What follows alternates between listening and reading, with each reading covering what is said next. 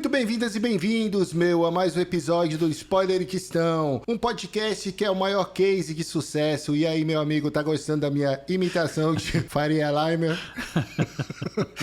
Porra, meu, é só deixa, meu. Porra. Direto da parte norte de Mordor, né? Parte norte de Mordor é aquele estado, o Amazônia, né? Capital Fortaleza, né? Pô, puta case de sucesso, meu. Se você não entendeu, veja o último cantinho do Breno. Mas continue. Puxa seu bordão que ele atrapalhou. Direto da parte norte de Mordor, nas mega estruturas do estúdio 10,5, onde o sol não chega, onde a chuva não se atreva das caras e onde a neblina, mais uma vez, voltou a consumir o ambiente, conforme o relógio de ponteiro contínuo do fim do mundo avança. Porra, hein? Sacanhei, né, mano? Filho da puta, hein? Mas, meu amigo, estamos falando aqui de mais um sucesso das TVs, né? Dos streamings, das séries, que é Fallout. Uma série que estreou no Amazon Prime agora recentemente, que foi um sucesso, tal qual o Problema dos Três Corpos, outra obra que a gente falou recentemente. E diferente de Problema dos Três Corpos, a gente tem outras opiniões sobre essa série. Quer puxar? Quer que eu puxe? Cara, assim, eu acho que até bacana a gente começar fazendo aí meio que um disclaimer. A série eu achei muito bacana e deixar logo claro de início. Eu não conhecia Fallout, já tinha ouvido falar dos jogos e tal, mas não tinha jogado. Aliás, ainda não joguei, porque por causa da série eu comprei o 4, mas foi só ali o iniciozinho e tive que parar, enfim, a semana foi puxada.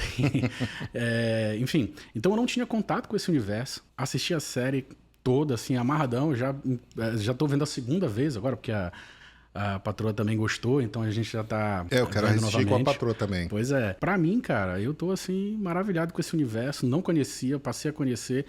Pelo que eu vi das entrevistas aí dos produtores e tal, e dos vídeos que estão rolando, é tranquilo. Quem não teve contato com os jogos ainda, como eu, por exemplo, pode assistir de boa, vale a pena, tá show de bola, eu gostei bastante. E como a gente tá fazendo esse primeiro vídeo aqui, Breno, aliás, não sobre o tema, né, porque tivemos um cantinho do Breno que ficou show de bola, parabéns. Obrigado, aí mais uma vez. E eu queria te perguntar, tu que é um cara que já jogaste Fallout, quais foram as tuas impressões? O que a série veio pra ti, assim? O que é isso? O que é Fallout pra todo mundo que tá vendo aí? Fale qualquer coisa aí. Cara, assim, eu joguei muito Fallout, o 3 e o 4 principalmente, eu acho que o 4 foi o que eu mais joguei. Tem toda aquela coisa da base de fãs sobre New Vegas. Eu joguei em New Vegas, mas uma vez só. Não tenho tanta experiência em New Vegas. A gente vai trazer aqui outro membro da bancada, o Vespa, que ele vai poder falar um pouco mais sobre Fallout, né? Que ele deve ter jogado desde o 1, inclusive, né? Sim, ele é um fãzão, né, dessa série de jogos. Mas eu joguei o New Vegas, joguei o 3, joguei o 4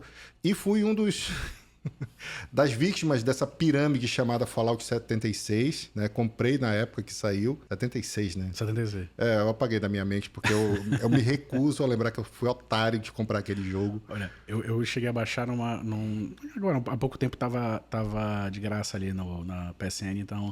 Aí, pelo menos nessa eu não caí. Eu caí, cara. Eu caí no lançamento e, salvo engano, era preço cheio. Assim, Puta que pariu. Isso é esquema de pirâmide. Mas, assim, no geral, esse universo de Fallout é riquíssimo, cara. Ele é extremamente interessante.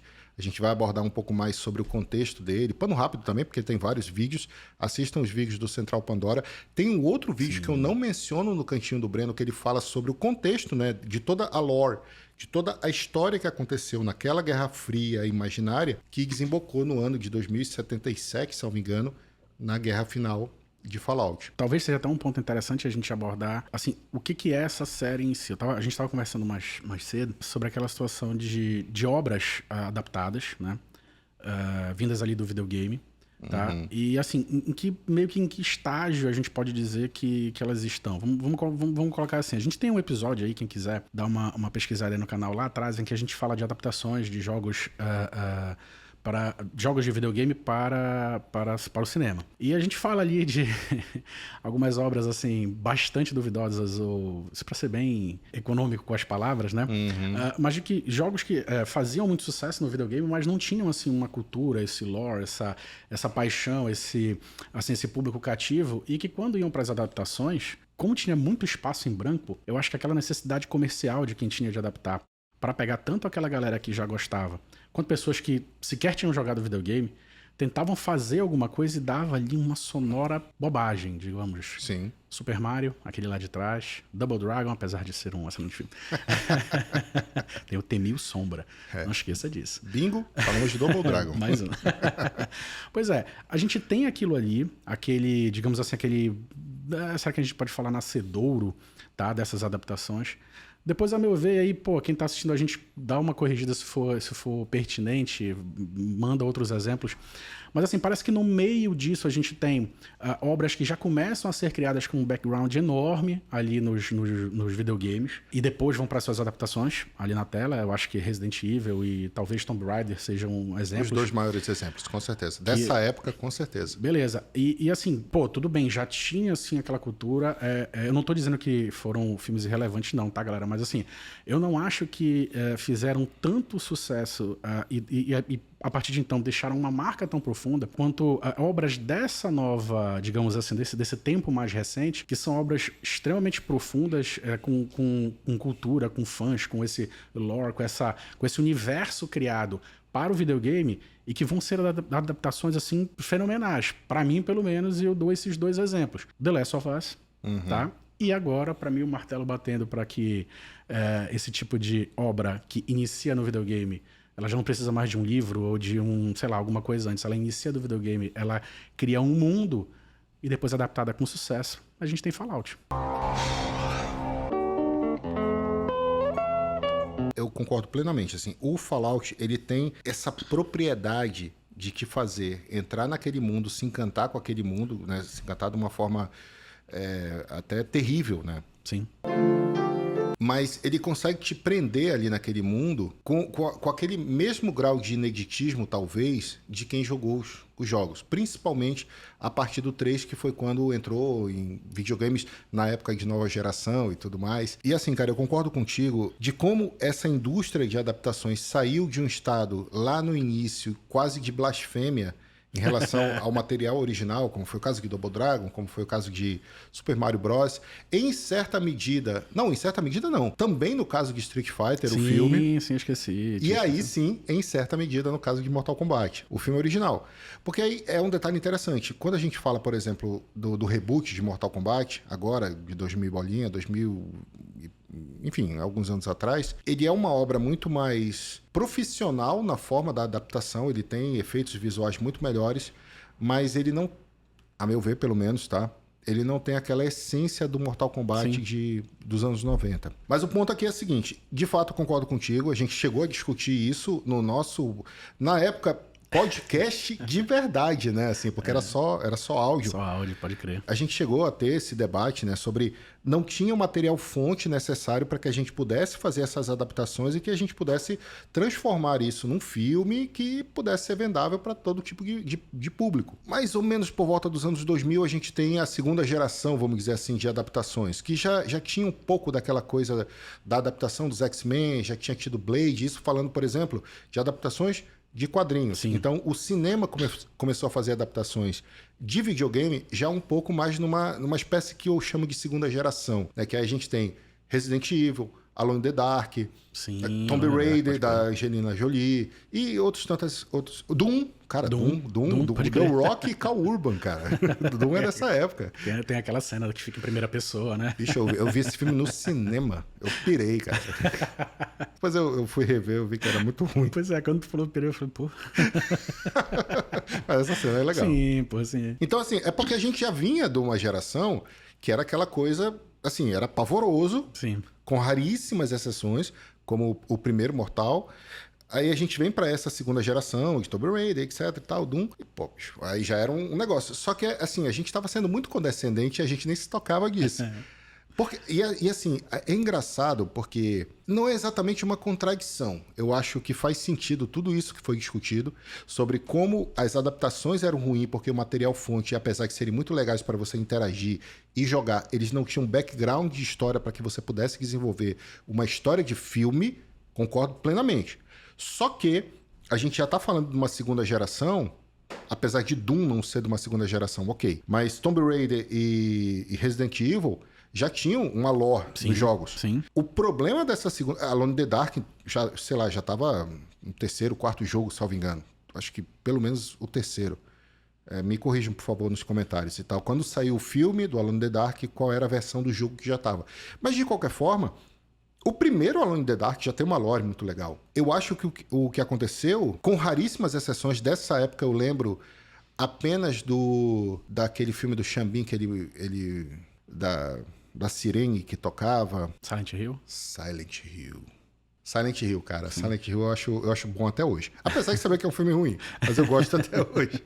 É muito bom, cara. Eu acho que a gente ainda estava num momento, e isso vale tanto para as adaptações de quadrinhos, quanto para as adaptações de jogos, em que os produtores ainda não entendiam que você tinha uma fanbase que seguia aqueles jogos, consumia aqueles jogos, gostava daqueles jogos, porque tinha uma razão para eles gostarem disso. Porque o material fonte era bom. Sim. Sim. Isso aconteceu muito nesses filmes dessa época. A gente vem evoluindo com isso e talvez eu esteja apenas sendo prolixo em concordar contigo, mas eu gostaria de deixar aqui essa flag aqui, é que talvez hoje a gente esteja acompanhando o ápice disso. Do ápice não dos efeitos visuais, mas o ápice da compreensão dos produtores de que o material fonte tem material para ser trabalhado.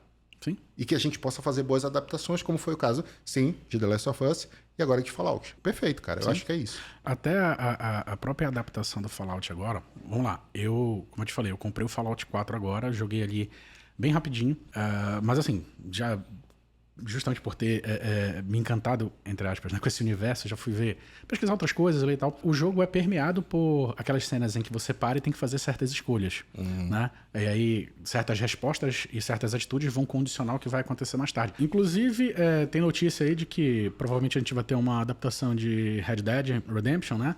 E lá, que eu joguei todos os jogos, então a gente vê também que as escolhas do personagem, as escolhas às quais você vai sendo submetido durante a história, vão te conduzir para um caminho ou para outro, para abrir certas missões ou não, para você ter certos NPCs ou não. Sem jogar Fallout, assistindo a série, para mim, em vários dos momentos, os personagens é como se tu estivesses assistindo ou jogando e naquele ponto só faltava parar a cena e te dar as opções dos botões para dizer o seguinte: e aí, você mata o Ghoul, você entrega o remédio, você deixa ele morrer, ou quando o Maximus, o Titus diz pra ele que ele vai dizer que a culpa foi toda dele lá e tal, e aí você dá o Steampunk, né? Steampunk. Bom, enfim, a seringa lá. Você entrega pra ele, você ajuda ele, assim, ou seja, as adaptações eu acho que até essa parte dos jogos conseguiram pegar. Cara, até as sensações de side quest eu tive, por exemplo, quando eles perdem a cabeça pra aquela criatura. Sim. Que traduzem como, eu acho que é glutão, eu não lembro exatamente agora. Mas, enfim, que o Ghoul, ele chega e diz, ele demora para fazer a digestão, eu vou primeiro pegar o remédio lá. Enfim, basicamente assim, tá saindo da main quest ali, você vai resolver uma outra situação, tanto que nessa hora chega o Maximus com seu, aliás, entre aspas, Titus, com seu novo escudeiro, e conseguem recuperar a cabeça. Então, assim, eu tô falando que... Olha, eu não joguei os jogos, assim, só comecei a jogar o Fallout 4 e já tem algumas perguntas lá, algumas decisões que você vai tomando. Mas, assim, a adaptação conseguiu trazer isso, né, cara? Assim, então, de fato, parece que a gente tá aí chegando num ponto bem bacana, né? Cara, e eu acho o seguinte, essa questão de tu não teres jogado os jogos quando assistiu a série, né? Baixou o Fallout 4, começou a jogar, mas acompanhando a série como uma pessoa caindo naquele universo pela primeira vez, claro, tendo um background dos jogos, de jogos, na verdade. Eu acho muito legal escutar tu falares isso, porque era a impressão que eu ia tendo enquanto eu assistia a série. Que eu dizia assim, cara, isso é muito Fallout, cara. Eu me flagrei várias vezes falando isso, assim, isso é muito Fallout. Pois é, inclusive, quando a gente fizer quando nós trouxermos o Vespa, nós estávamos, eu acho que não sei se você vai lembrar, nós tivemos uma conversa ainda durante a semana rápida sobre a série e eu acredito que foi ele que a gente estava conversando, não, mas o Maximus matou o Titus. Então ele não é tão inocente assim, tal. Não, peraí, cara. Na verdade ele foi colocado numa escolha. Sim. Ele sabia que se ele salvasse, ele morreria. Se ele salvasse o Titus, ele seria morto. Então foi uma escolha. Ele foi, assim, parece que ia abrir aquele menu e dizer assim, e aí? Então, é esse o ponto. Fallout, a mecânica dos jogos, pelo menos a partir do 3, cada decisão que você toma vai aparecendo, assim, uma informação de que você tá ficando evil ou good. Tipo Red Dead também. Tipo Red Dead, exatamente. Eu acho, inclusive, que a Rockstar se baseou muito na Bethesda nesse sentido. Mas, assim, eu acho que eu entendi o ponto do Vespa quando ele falou isso. Eu acho que é nesse sentido, dizer assim, se você estivesse jogando, se você fosse um jogador e tivesse essa decisão a tomar de prestar ajuda ao Titus ou matar ele e tomar o lugar dele, você teria consequências diferentes. Sim. De repente, a gente pode ver, a gente chegou a comentar no briefing sobre isso, que certas decisões da Lucy, elas fazem com que personagens que ela deixou de ou matar ou deixar morrer estariam vivos na lore dela, né, na timeline que ela estava construindo, e que poderiam ou ajudariam, para também não entrar muito spoiler no final da temporada. Cara, spoiler que estão. Então tá. Mas supostamente ajudarão ela na sua caminhada. De repente, por exemplo, o Maximus poderia ter salvo o Titus e de repente ele ia ter um Brotherhood of Steel que seria extremamente grato a ele e que poderia se juntar de repente futuramente a lore dele, Maximus, supondo, né? E a minha opinião foi: eu mataria ele na hora. Porra! O cara acabou de dizer: a Vocês culpa são disso. pessoas detestáveis. A culpa de tudo é tua. Vão te enforcar, vão te pendurar. Eu não lembro direito se a frase é: vão te pendurar pelos pulmões. Eu falei: que porra é essa e tal? Ainda tem dúvida. Quem nunca? Eu lembro que a minha frase pro Vespa, inclusive, foi assim: cara, não tem escolha. Não tem escolha. Titus bom é Titus morto, né? É o substituído. Mata então o Dalagaço se ele for abuseiro. Assim, voltando ao ponto central, até essa discussão a respeito já mostra que a adaptação, pelo menos na minha concepção, foi bem feita. Não quebraram a espinha dorsal. Não quebraram a espinha dorsal. Entendeu? Então, assim, ficou muito bacana. Tanto que, como eu tô te dizendo, cara, eu tive contato com esse universo assistindo a série, já baixei o Fallout 4, só que por circunstâncias da vida não tá dando pra jogar, não. Ainda. A gente vai lidando com o que a gente pode, né, cara? Assim, a gente tem pouco tempo para fazer esse projeto. A gente, inclusive, pede desculpa para a nossa pequena, grande audiência, a nossa pequena, grande comunidade. A gente gostaria de gravar mais, mas é porque realmente não dá, assim. É muito complicado, assim. Mas, mano, Cara, eu só posso concordar contigo. Eu acho que esse é o episódio que a gente tá mais concordando. Assim. Pode crer. Vindo de uma pessoa... Só explicando para quem tá caindo de paraquedas nesse primeiro vídeo, a gente gravou um vídeo sobre o problema dos três corpos em que a gente tinha pontos de visão divergentes, né? O Renato, especificamente nesse caso do problema dos três corpos, ele tinha lido o primeiro livro e assistido a série da Netflix. Eu não tinha assistido a série da Netflix, mas tinha lido os 3 livros. E a gente começou a debater pontos de vista muito díspares, né? Porque talvez a adaptação da Netflix ela não conseguiu captar justamente essa tal essência que a gente falou muito sobre a adaptação. Fallout, a gente não tá tendo divergência. Pode crer. Sabe? A gente não tá tendo divergência. Porque mesmo que nós dois tenhamos assistido a série do Prime, só um de nós jogou os jogos, né? Sim. Então, assim... tu pode, não desmerecendo a tua experiência, claro, a gente só está contextualizando. Tu pode dizer assim, isso que eu vi foi bom. E de repente eu poderia chegar aqui e dizer assim, cara, isso aí pode ser legal, mas isso não é Fallout. Aí eu ia fazer todo uma mise-en-scène sobre isso e tal, como eu faço até hoje, inclusive, por causa daquele filme do Keanu Reeves lá, que ele é o Keanu Reeves bruxo, né? Que o Keanu Reeves é tipo o Ken da Barbie, né? É o Keanu Reeves bruxo, que é o Constantine, é o Keanu Reeves matador, que é o John Wick, é o Keanu Reeves escolhido, que é o Matrix, e por aí vai. É o Keanu Reeves amante, algum filme romântico que ele fez, enfim, aquilo ali... Eu adoro Constantine, o filme, tá? Antes que venha aqui nos comentários. Aliás, venha também. Por favor. Por favor. Eu adoro aquele filme, supostamente, do Constantine e do Keanu Reeves. Mas aquilo não é Constantine. Aquilo é John Wick bruxo. Pronto. É o John Wick bruxo. Sem cachorro, né? O que é uma lástima, inclusive. And what style? Typical. Eu poderia vir aqui falar a mesma coisa que Fallout. Dizer assim, pô, bicho, eu achei uma puta série. Mas isso não é Fallout. Aquele Constantine do Keanu Reeves é o Harry Potter formado na Sonserina. Muito bom. É isso mesmo, cara. Que, como todo mundo sabe, é exatamente o quê? Casa, né? Casa. O quê? Tinha Sonserina, a Sonserina, Grifinória. Grifinória, Corvinal e Lufa-Lufa, é isso? O que elas eram? Casas. Casas, né? Casas. Sonserina, melhor casa, todo mundo sabe. Porra de Grifinória, meu irmão. Isso é nepotismo, cara. Olha a denúncia aí. Olha a denúncia aqui, ó. Falta de profissionalismo daquele corpo discente ali, daquela negócio lá que não chama nem de escola. Meu irmão, eu fico puto ali, cara. Olha, Minha vida inteira, bicho. Eu fui negligenciado na escola. Porque sempre tinha lá uma padrinhada da diretora, do professor. Aí ia assim, porque o Breno deu um soco no meu nariz. Meu amigo, você me provocou, meu amigo. Aí, obviamente, eu pego suspensão por ter dado um simples soco na cara de uma pessoa e o aluno... Tá, ok, parei. Vamos continuar. Voltando. Eu tive uma semana difícil. Pois é. Cara, tu faz uma coisa ainda agora que me... Assim, Sonserina é a melhor casa. Foi... Cara... Eu lembro. Por isso concedo 10 pontos a Neville Longbottom. Filho da puta, hein? Mas... A gente gosta de Harry Potter, mas não gosta muito. Assim, no sentido assim, a gente não é fã, assim, a gente gosta, cara, a gente é legal. Eu gosto pra caramba, inclusive. Assim, mas, sim, eu gosto muito também, eu acho legal. Mas olha, tu falaste uma coisa agora, Bruno, que me chamou a atenção e eu não tinha parado pra pensar nisso também. Dar soco na cabeça do coleguinha é normal, né, cara? Obviamente. Meus filhos assistem, não posso falar essas coisas, velho. Meus sobrinhos, tio Breno tá brincando, tá? Fica aqui a denúncia sobre o tio Breno.